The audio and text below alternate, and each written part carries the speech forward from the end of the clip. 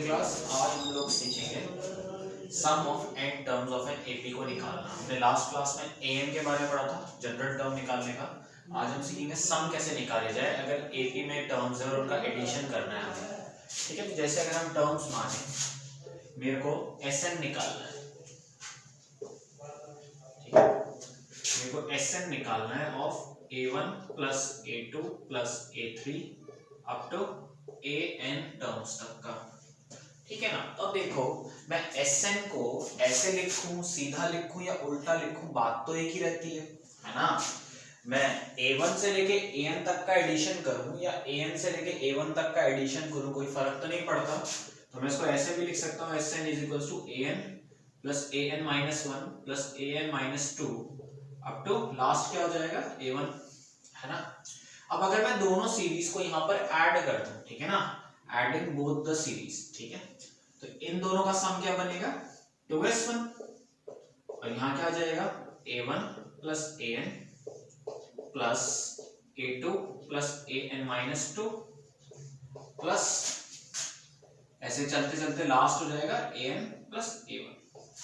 ठीक है, अब हम एपी सीक्वेंस में एक बात जानते हैं कि फर्स्ट टर्म और लास्ट टर्म का सम जो होगा वही एग्जैक्टली सेकंड टर्म और सेकंड लास्ट टर्म का भी सेम ही रहता है। सम पे इससे कोई फर्क नहीं पड़ता है। ठीक है,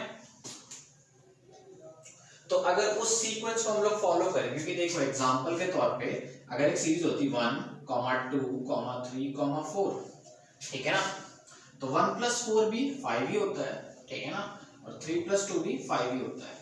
एपी सीक्वेंस में फर्स्ट टर्म और लास्ट टर्म का सम सेकंड टर्म और सेकंड लास्ट टर्म के सम के हमेशा बराबर ही रहता है। ठीक है, तो इस प्रिंसिपल को हम लोग अगर यहाँ पर यूज करें तो मैं यहाँ पे क्या बोल सकता हूँ, a1 plus an is equals to a2 plus an minus 1 is equals to a3 plus an minus 2 up to an plus a1। ठीक है, ये सारी की सारी टर्म्स हो जाएंगी बराबर। अब अगर ये सारी टर्म्स बराबर हैं तो है कितनी टोटल ये n, तो मैं यहां से क्या लिख सकता हूं, twice of Sn is equals to, ये कितनी थी n है, तो n times a1 plus an। ठीक है, तो यहां से Sn मेरे को कितना मिल गया n/2 a1 प्लस an। ठीक है ना, और जैसा कि हमने पास्ट में पढ़ा था a1 को हम a ही लिख देते हैं क्योंकि a1 फर्स्ट टर्म ही होती है और उसे a से ही हम लोग रिप्रेजेंट करते हैं, ये यहाँ पे नेमिंग है। अब an हमने लास्ट क्लास में निकाला था, an क्या होता है a plus n minus 1 times of d। ठीक है ना, तो Sn का एक फॉर्मूला तो ये होता है। ठीक है, और दूसरा जब an की वैल्यू यहाँ पुट करूंगा तो क्या मिल जाएगा, Sn is equals to n/2 a plus n minus 1 times d, मतलब ये कितना हो गया n/2 2a plus n minus 1 into d। ठीक है, ये मेरा दूसरा फॉर्मूला हो गया Sn का। ठीक है, तो दोनों फॉर्मूलों को अपनी अपनी एप्लीकेशंस है। देखो इसको हम कब अप्लाई करेंगे, जब हमें किसी सीरीज की फर्स्ट और लास्ट टर्म पता होगी, और ये कब अप्लाई करेंगे जब हमें फर्स्ट टर्म, कॉमन डिफरेंस और नंबर ऑफ टर्म्स पता हो। ठीक है ना, इसमें फर्स्ट और लास्ट टर्म नोन होगी तो जल्दी आंसर आ जाता है। ओके, तो ये है हमारे दो Sn के फॉर्मूले।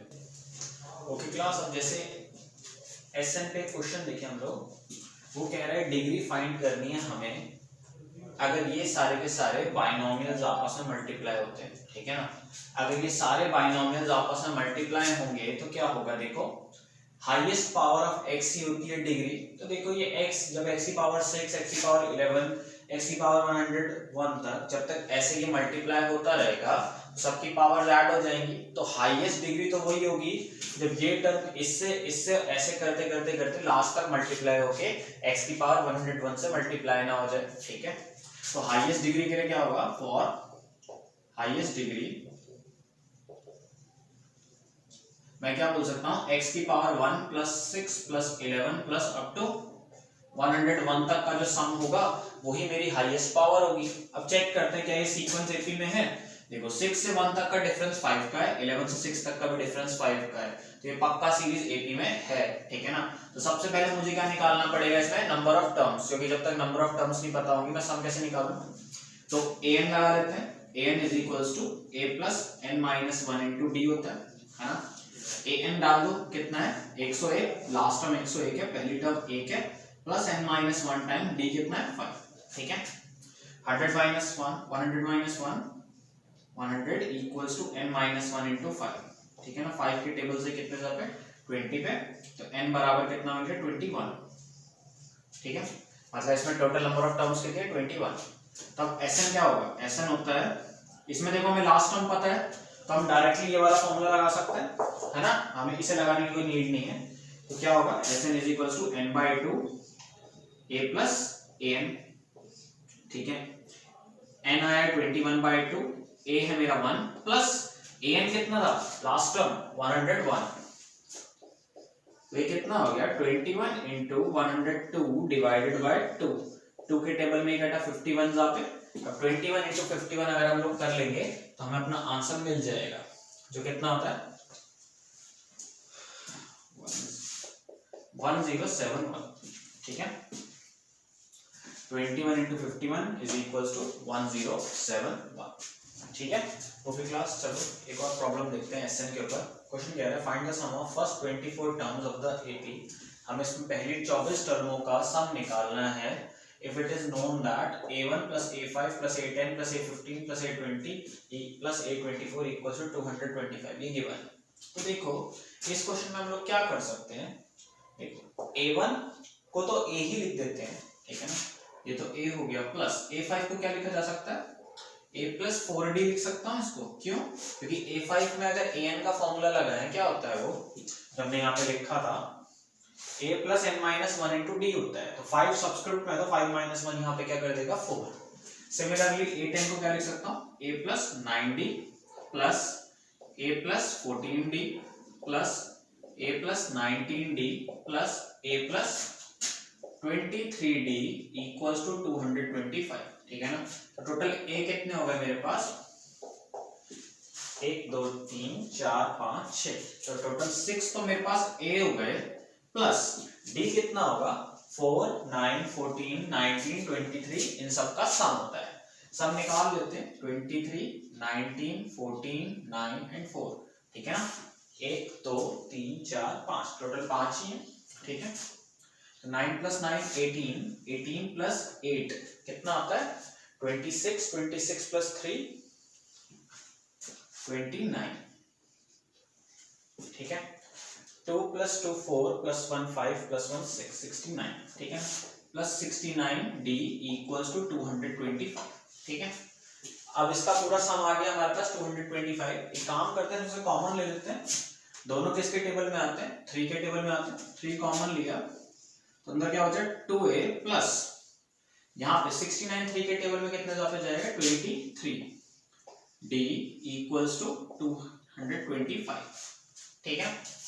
तो 2a प्लस 23d की मेरे को वैल्यू मिल चुकी है, कितनी है 225 होती है। तो यहां से मैं क्या बोल सकता हूँ 2a plus 23d is equals to 225 by 3, 3 के टेबल में 225 कितने पे जाता है 3 7 सा 21, ठीक है ना, और 5 50 75 सा, तो 2a प्लस 23d की मेरे को वैल्यू मिल गई, कितनी है 75 होती है, ठीक है। ये मेरी इक्वेशन 1 होगी। अब क्वेश्चन में मुझसे क्या पूछा था a1 से लेके a24 तक का सम निकालना है, तो a1 से लेके a24 तक मेरे पास टर्म्स कितनी हुई टोटल 24, है ना। मुझे ये तो निकालना है a1 plus a2 plus a3 plus up to a24 तक का सम निकालना, तो टोटल नंबर ऑफ टर्म्स हो गए 24, तो s ऑफ 24 कितना हो जाएगा 24/2, ठीक है, ब्रैकेट में 2a प्लस 24 माइनस 1 कितना होता है 23d, ये तो हमारी इक्वेशन 1 के एग्जैक्टली बराबर आ गया, है ना। तो यहां से क्या लिखा जा सकता है 24/2 इंटू 75, ये कितने जा पे कट गया 12 जा, ठीक है।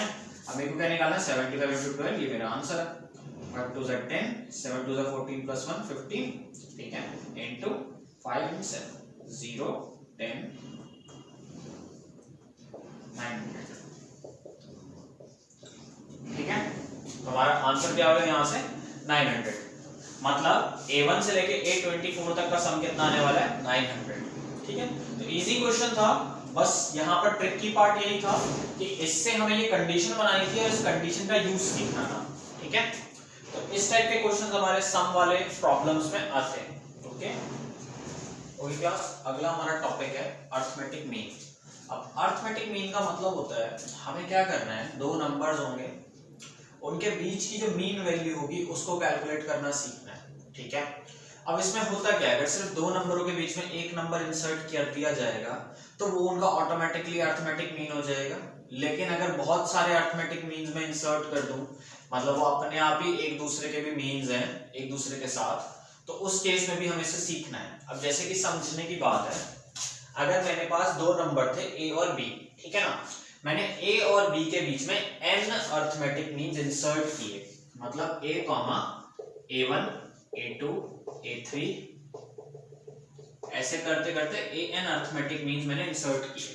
बोलने का लॉजिक ये होता है जैसे a और a2 का मीन a1 है, ठीक है ना, a1 और a3 का मीन a2 है, ठीक है ना, इस टाइप से, मतलब दोनों लास्ट टर्म्स का एवरेज, ठीक है ना, जिसको भी हम उसके अक्रॉस निकालना चाहते हैं। अब यहां पर मैंने कितने इंसर्ट किए, टोटल n इंसर्ट किए, तो मेरे पास टोटल टर्म्स कितनी हो गई, देखो n तो अरिथमेटिक मीन इंसर्ट हुए और दो मेरे पास कौन थे, a और b, तो टोटल टर्म्स कितनी हो गई, n+2, ठीक है, total terms is equals to n+2, मेरे पास n+2 का टर्म्स आ गई। ठीक है, अब मुझे क्या निकालना है, an लगा देते हैं। an का फॉर्मूला क्या होता है, an is equals to a plus n-1 into D, जहां पर an मेरी लास्ट टर्म, a मेरी फर्स्ट टर्म, n मेरी नंबर ऑफ टर्म्स और d मेरा कॉमन डिफरेंस।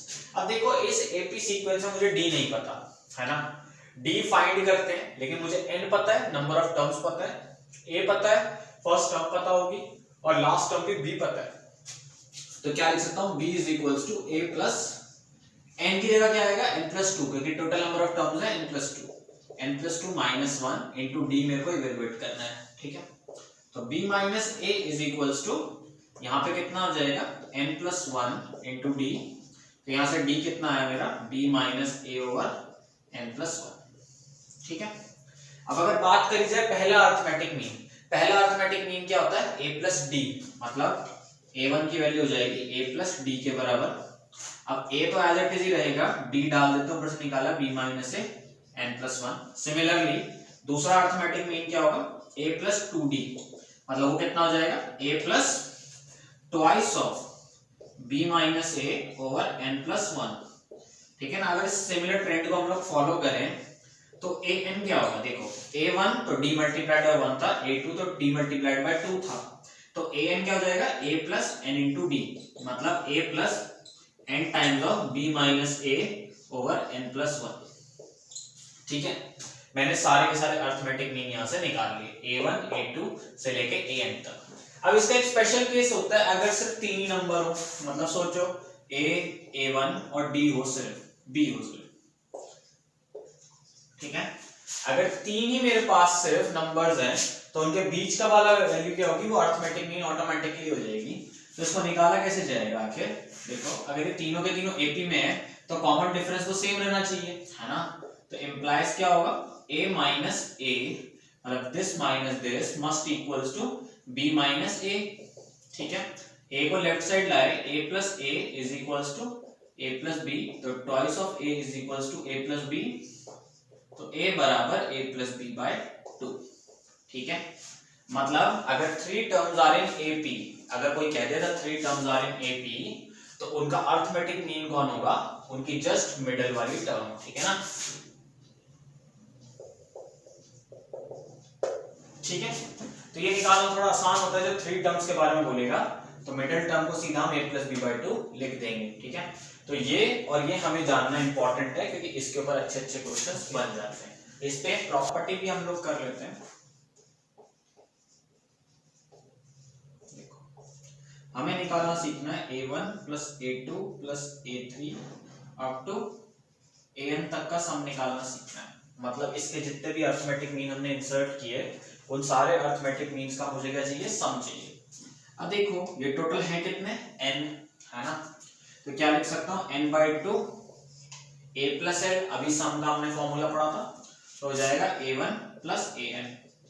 ठीक है, ये मेरे सम आ गया। अब देखो अभी हमने एक प्रॉपर्टी और पढ़ी थी कि फर्स्ट टर्म और लास्ट टर्म का जो सम होता है वही एग्जैक्टली सेकंड टर्म और सेकंड लास्ट टर्म का भी सम होता है अगर सारे नंबर्स किसमें होते हैं, एपी में होते हैं। तो यहां से मैं क्या बोल सकता हूं, a प्लस बी की वैल्यू बराबर होगी a1 प्लस an के, ठीक है ना, जो बराबर होगा a2 plus a of n minus 1 के, ठीक है ना। इसे जस्ट पहले वाली टर्म का सम a2 के साथ जो होगा वो a और b के बराबर वो भी होगा।